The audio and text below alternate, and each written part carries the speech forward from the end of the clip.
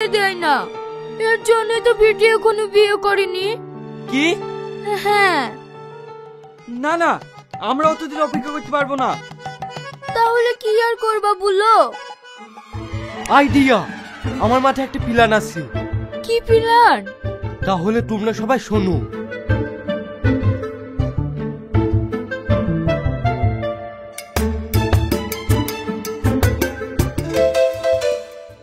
আমরা যদি এটা করতে পারি তাহলে আমাদের রাস্তা ক্লিয়ার। ঠিক আছে, তোমরা এই দিকটা দেখো, আমরা ওই দিকটা দেখছি। এই চল।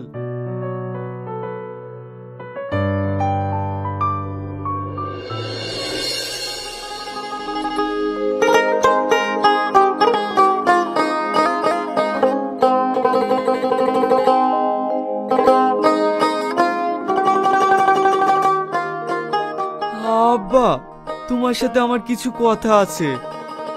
হ্যাঁ, কি বলবি বল। আব্বা, মা মরে যাওয়ার পর থেকে তোমার এইভাবে একা একা কাজ করতে কষ্ট হয় না? কষ্ট হলে বা কি করার আছে, নিজের কাজ কষ্ট হলেও করতে হবে। আব্বা, তোমার বয়স কত হইলো? কত আর হবে, ওই 40 বছর মতো। চাচা, এখনকার লোক 60 বছর বয়সেও চারটি বিয়ে করছে, আর তুমি তো কোনো আইবড় আছো। তোরা কি বলতে চাইছিস ঠিক করে বলতো।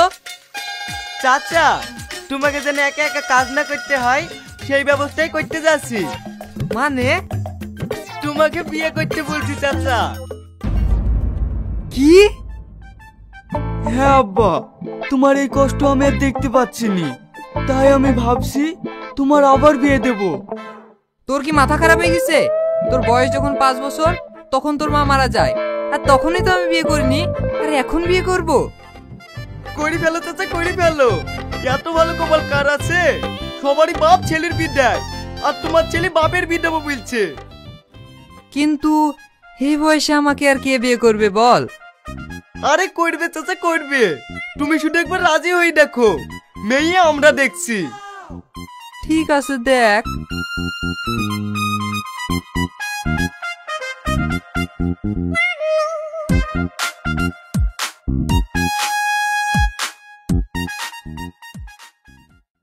বেটি, তুমি কি জানো মেয়েদের আসল ঠিকানাই হলো স্বামীর ঘর? তোরা কি লাগিয়েছিস বলতো? সকালবেলা থেকে বিয়ে বিয়ে করে শুধু আমার মাথা খারাপ করছিস। আমি তো বললাম এখন বিয়ে করব না। কেন বেটি? তুমি যদি বিয়ে না করো তাহলে আমাদের রাস্তা ক্লিয়ার হবে না। কি? তোরা আমাকে পথের কাঁটা ভাবছিস? না না বেটি। মা। আরে আরে আরে, ওঠো ওঠো। কি ব্যাপার, হঠাৎ করে তুমি আমাকে মা বলছো কেন? হঠাৎ করি না বেটি, যেদিন থেকে আপনাদের বাড়িতে এসেছি সেদিন থেকে আপনাকে দেখলেই আমার মায়ের কথা মনে পড়ে। হ্যাঁ বেটি, চাচি একদম আপনার মতনই দেখতেছিল। কি বলছো এসব? হ্যাঁ বেটি, আপনাকে একটা কথা বলবো, কিছু মনে করবেন না? না না, বলো। বলছি আমি আপনাকে সারা জীবন মা বলে ডাকতে চাই। ঠিক আছে, ডেকো। কিন্তু এইভাবে কি করে দেখবো? তাই বলছি, আমার মা মরে যাওয়ার পর থেকে আব্বা এখনো বিয়ে করেনি, আর আপনারও বিয়ে হয়নি। তাই আমার আব্বার সঙ্গে আপনার বিয়ে দিয়ে সারা জীবনের জন্য আপনাকে মা বানিয়ে নিয়ে যেতে চাই। প্লিজ বেটি, না করেন না। হ্যাঁ হ্যাঁ বেটি, তুমি রাজি হয়ে যাও। ঠিক আছে, তোরা যখন বলছিস তাই হবে।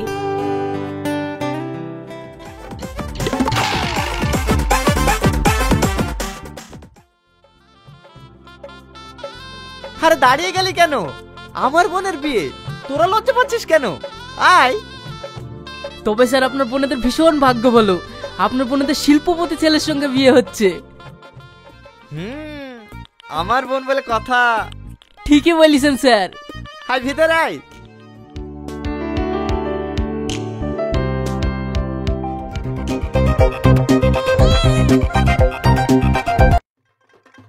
স্যার, আপনার বোনেদের কার সাথে বিয়ের কথা বলছিলেন? শিল্পপতি ছেলের সাথে। কিন্তু স্যার, এই দুজনকে দেখতে সে চোর দুটোর মতো লাগছে না। চুপ কর, এর চোর কোথায় থেকে আসবে?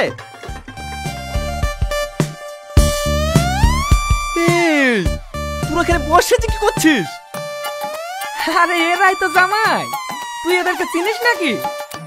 চিনবো না মানে? খুব ভালো করে চিনি। এরাই তো সেই চোর যাদেরকে ধরার লেগে আমি 2 বছর ধরে খুঁজছি।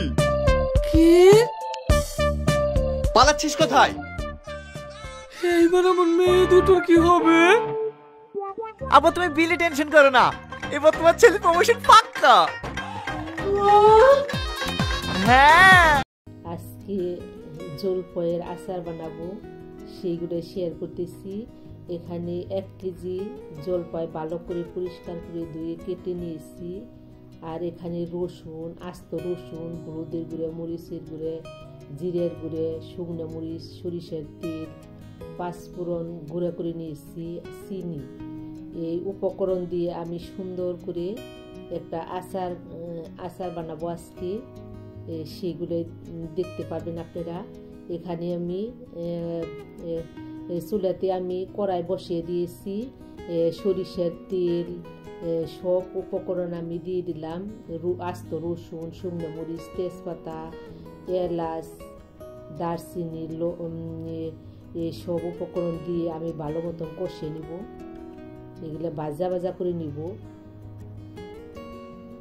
এভাবে আচার বানালে অনেক মজা হয়। এই আচার হলো পোলার সাথে, খিচুড়ির সাথে, ডালের সাথে সব কিছুর মধ্যে খাওয়া যায়।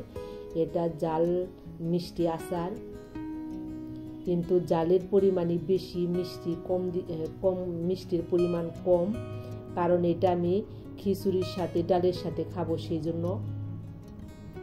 এই যে এখানে যে মশলা আমার ভাজা ভাজা হয়ে গেছে।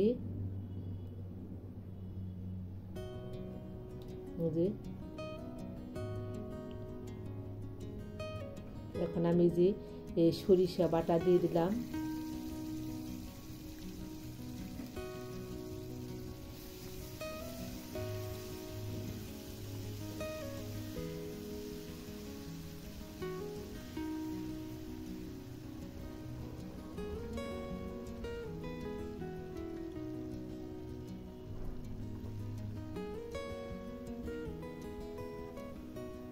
এখন জলপাই দিয়ে দিলাম। জলপাই এখন সাথে এখন ভালো মতো নাড়াচাড়া করে নিব সব কিছু, যাতে মশলা গায়ে গায়ে লেগে যায়।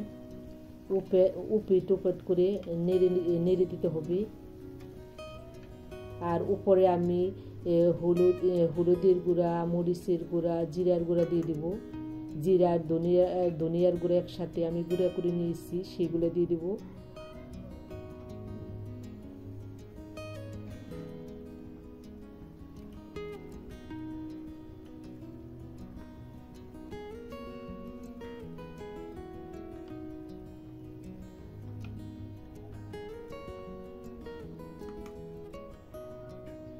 এই আচার বানানো একদম সহজ, কিন্তু রোদে শুকানো ছাড়াই আমি এই আচার বানাইতেছি, কিন্তু একদম ভালো থাকে, কোনো নষ্ট হয় না। এখানে রসুন বাটা দিয়ে দিলাম, রসুন বাটা, আদা বাটা দিয়ে দিলাম। এখন ভালো মতন নেড়ে চেড়ে নেব, জানি মশলার সাথে জানি মিশে যায়।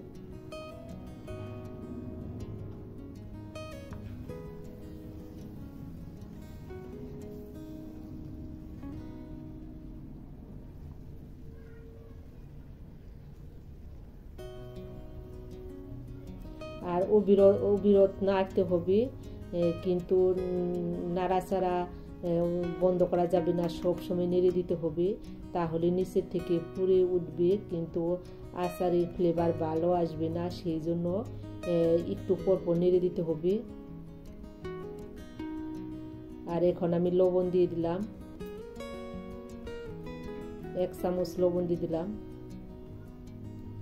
আর মিষ্টি দিতে হবে, যে যেরকম মিষ্টি খাবেন সেরকম দিতে হবে, কারণ আমি মিষ্টির পরিমাণ একটু কমই দিব, কারণ এটা আমি জাল মিষ্টি আচার, যাতে খিচুড়ির সাথে ডালের সাথে টক টক করে খাওয়া যায় সেজন্য।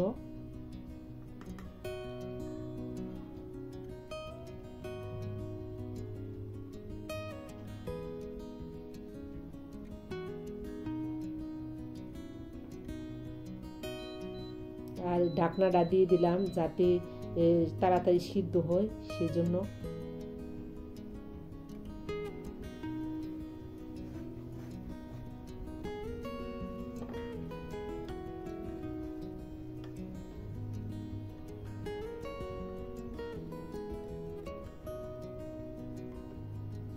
আর এখানে আমি চিনি দিয়ে দিলাম।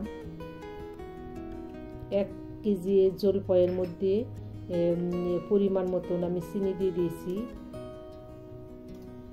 আমি আগেই বলেছি যে আমি একটু জাল জাল করবো আচারটা, সেই জন্য চিনির পরিমাণ কম দিয়েছি। আর আপনারা চাইলে বেশি করে চিনি দিতে পারেন।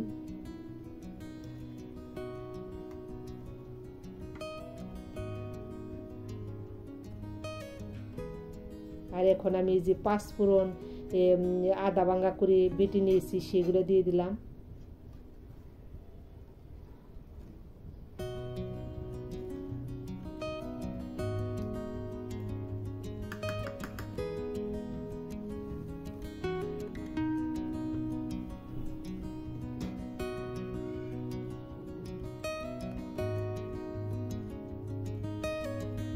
এই তো আমার আচার, মজাদার আচার বানানো কমপ্লিট। এখন আমি কাঁচের জারের মধ্যে ভরে নিব। আমি এই আচারগুলো ঠান্ডা করে নিয়েছি, এখন আমি বয়মের মধ্যে ভরে নিতেছি।